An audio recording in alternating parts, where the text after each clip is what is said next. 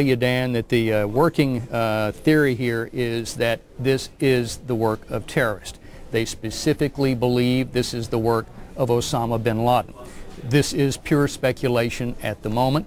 As recently as yesterday, Dan, when we were making our rounds on what the latest terrorist threats were in the United States and abroad, there was no hint whatsoever that there was a threat against any domestic target in the United States. Frankly, that there is a roadmap, a blueprint, if you will, for precisely what happened today.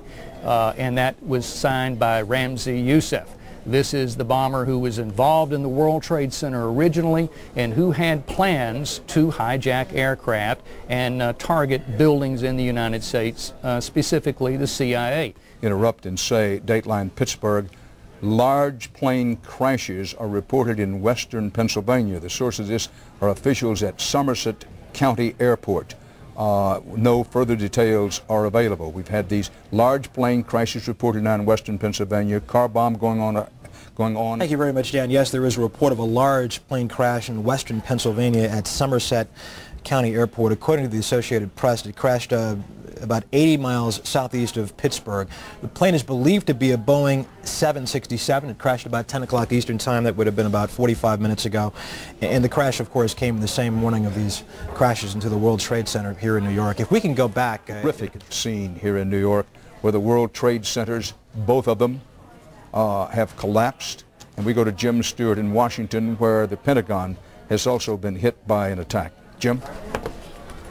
Dan, we've just received word from the FBI that a United Airlines flight has apparently crashed at Camp David, the home of, or the retreat of the president. We have no word on casualties. The FBI tells us only that they have a report from the FAA that they are trying to confirm that a United Airlines flight has crashed in the vicinity at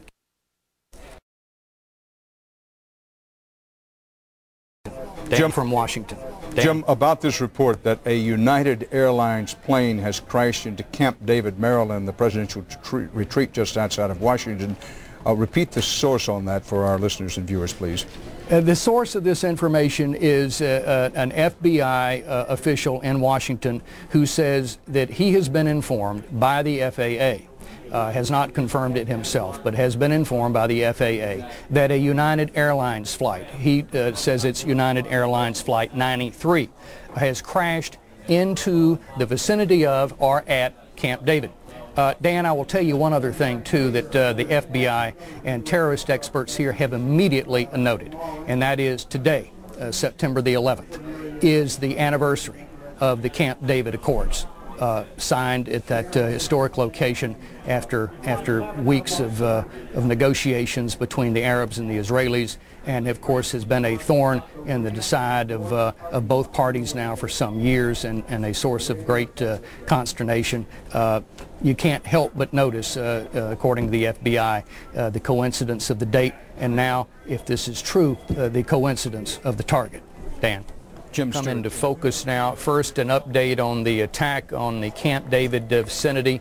Secret Service personnel tell CBS producer Bill Owens that there was no damage on Camp David itself. Apparently, the crash occurred near there. The presumption is that Camp David was the target. Now, we are given some information now by federal law enforcement authorities about the sequence of the hijackings today that have led to these incidents. But we are told that there were 4 hijackings. The detail that we've been given thus far on those hijackings is American Flight 11, which is described as a 757 from Boston to the West Coast, United Flight 175 out of Dulles International Airport outside of Washington, D.C., American Flight 77 from Dulles to Los Angeles, and United Flight 93, which apparently was from Newark en route to San Francisco. Now, the only firm information that the FBI has shared so far is that the United Flight 93, is apparently the aircraft that went down in the vicinity of Camp David. early to say who is responsible for this. That hopefully will sort itself out in the time to come. I will tell you, though, it is openly being speculated on in the United States security apparatus that Osama bin Laden is the only person who had the apparatus, the money, and the desire to pull off what he did. They are also pointing, Dan, as we said earlier, at the coincidence here of this date. And dates are extremely important in the terrorist world. Sometimes they escape the notice of the American intelligence. Obviously, this one did. We've been caught flat-footed, in the words of one senior official. But September the 11th, 1978 was the signing of the Camp David Accords, which has long been a matter of dispute and notation in the Islamic world.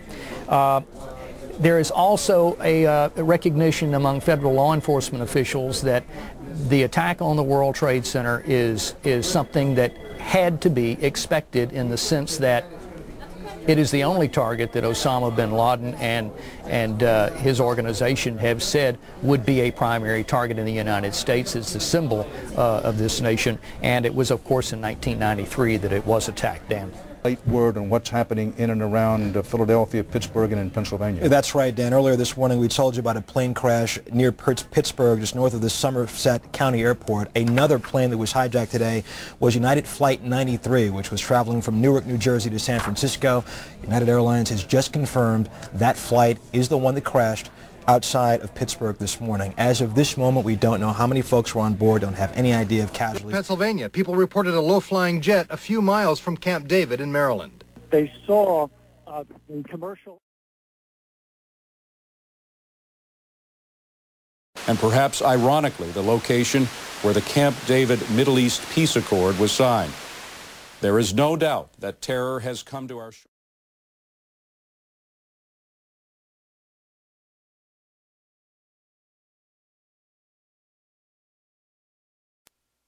The Afghanistan government, the Taliban, accused in the past of providing sanctuary for terrorist Osama bin Laden, claims they and he are not responsible.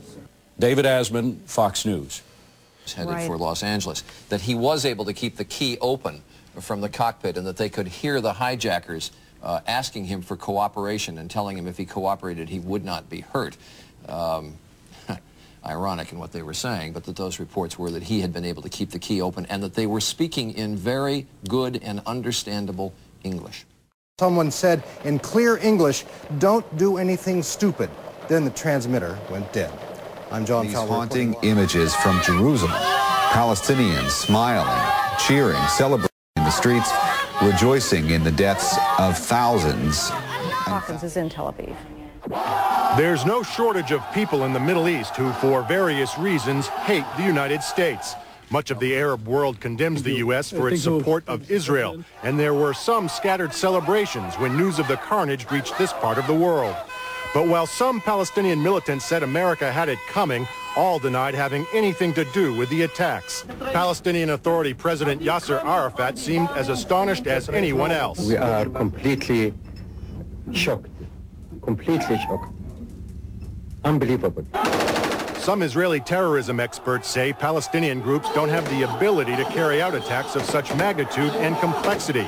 Then, of course, there's Iraq, which has its own scores to settle with the United States. But for radical Islamic fundamentalists like Osama bin Laden, who's declared a religious war against America and has carried out successful attacks in the past, the hatred of the United States runs deeper than politics. Most